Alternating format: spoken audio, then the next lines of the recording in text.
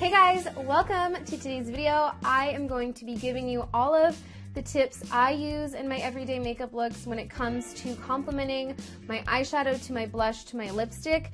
This topic isn't exactly like a super intense topic that requires like all of these tips and all of this strategy. It's mainly an experimental thing, but I know that it's really hard to find your starting point when it comes to this, and I personally used to worry, like, is this gonna look dumb? Does it look cool? I didn't really know where to start, but I got my bearings, so I wanted to just give you guys all of the tips that I use on an everyday basis, as well as show you some color pairing examples so that you also have some starting points to work with. So yeah, I'm gonna start out with ultra basics. This is for those of you who may just now be getting comfortable with wearing multiple levels of color at once. I know a lot of us tend to like wear just blush, lipstick, eyeshadow, contour. That's what we feel comfortable with.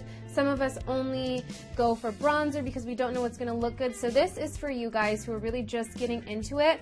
I recommend going monochromatic. And this doesn't mean that you have to use the exact same like intensity and exact same color on the eyes, cheeks, and lips. You can take, for example, one of my favorite tools for this is the Bite Multi-Stick, and build up that intensity on the eyes, do a really light layer on the cheek, and then maybe do like a medium intense layer on the lips.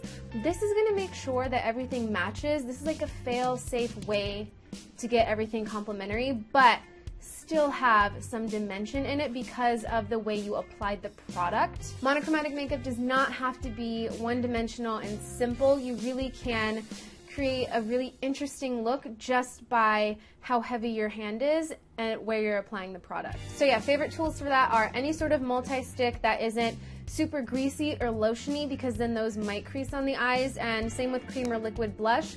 Anything that either dries down or is not too slip slidey is great for all areas of the face and can be built up to intensity in whatever area you're wanting to really shine that day. For those of you who want to amp it up and really add a lot of dimension to your look, I have some color examples here and some options of color pairings. This is the part of the video where I feel like things become more subjective. These are things that look good to me and what I know will work, but there might be a few of you who feel like these color combos would look weird on you. It's all about finding what works best for you, but like I said, I wanted to give you guys some starting points, some options. So the first one is a pink lip. I start out with lips always in my looks and then build from there. So that's just what I'm going to do on camera today. Don't feel like you have to do it this way. You can start with your eyes and go from there. So if I'm wearing a pink lip, I tend to wear a more peachy or orange blush.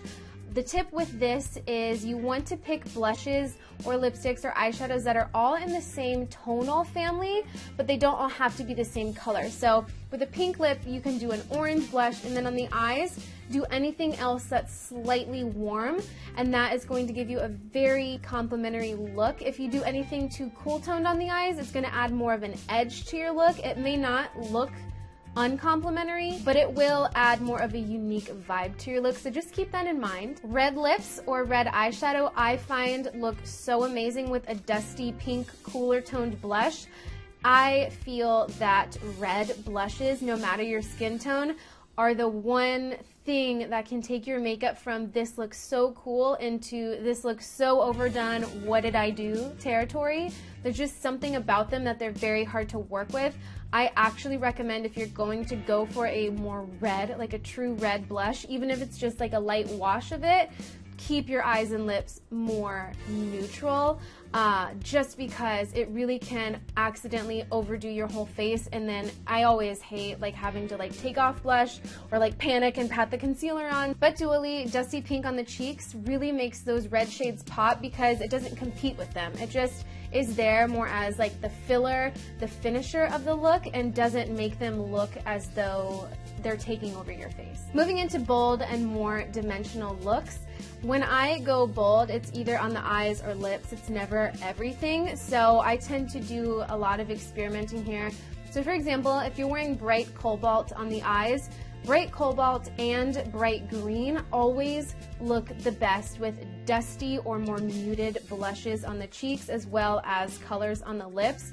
These dustier lilac, pink families really amp up the brights on the lid, especially if they're primary colors like that. It tends to make them just stand out without looking overdone or too bold, or as if you're wearing too much makeup. I also feel like dustier blushes are like the middleman literally for bold eyes and bold lips. They're gonna, again, finish the look but not detract from it or make it look like there's too much going on. It's just gonna make your face look like it's been brought back to life, which is what blush is really supposed to do. And it's just gonna complement everything without distracting from it. If you were to go in with a super, super warm blush or a super bright blush, that is where you could end up in the territory of too much makeup. Lastly, vampy lips. I feel like dark lips are a little bit different than everything else. With a bright lip, I'm always like, oh, pick things from the same tonal family, but make sure they're a little bit different so that it frames the lip.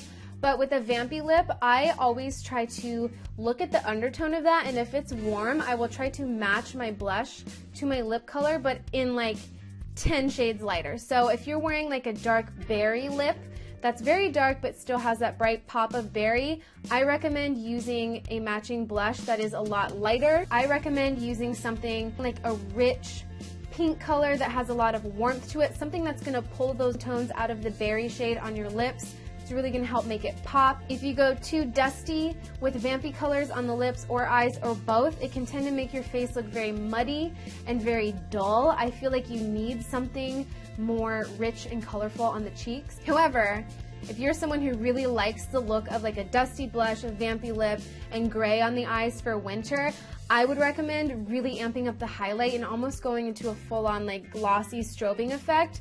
This is going to allow you to get away with kind of not muddy, but just a very desaturated vibe on the whole face, but that highlight is really gonna bring the life back in your face rather than having the blush do it, and I feel like the highlight is just gonna help tie in all of those muted tones together. That is all I have for you today. I really hope that you learned something from this and found it helpful. Like I said, this topic was a bit tricky for me to finally like narrow down because it is so subjective. What I say is a cute way to do something might be someone's opposite of cute.